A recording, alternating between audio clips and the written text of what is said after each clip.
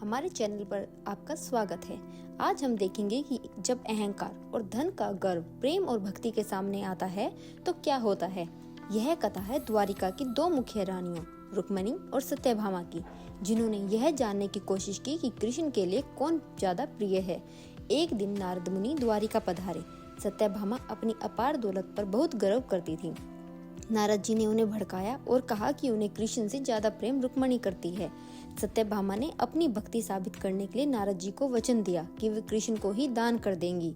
नारद जी ने कहा, ठीक है, अगर तुम कृष्ण को दान कर रही हो तो तुम्हें कृष्ण के वजन के बराबर सोना दान में देना होगा ताकि मैं कृष्ण को लौटा सकूं।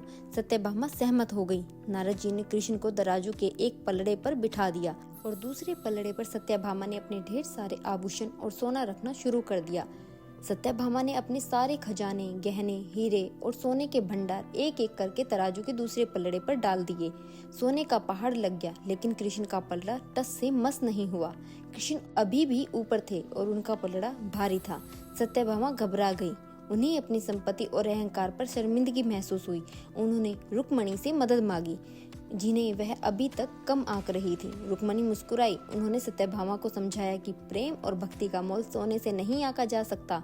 रुक्मिणी ने बस एक तुलसी दल लिया, उसे भक्ति भाव से कृष्ण के नाम के साथ पुकारा और सोने से भरे हुए पलड़े में रख दिया।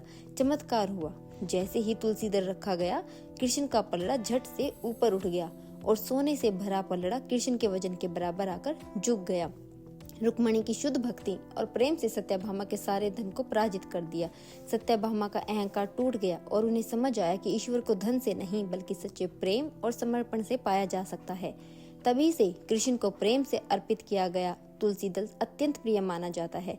तो भक्तों, आप भी अपने हृदय का सच्चा प्रेम भगवान को अर्पित करें। जय श्री कृष्ण।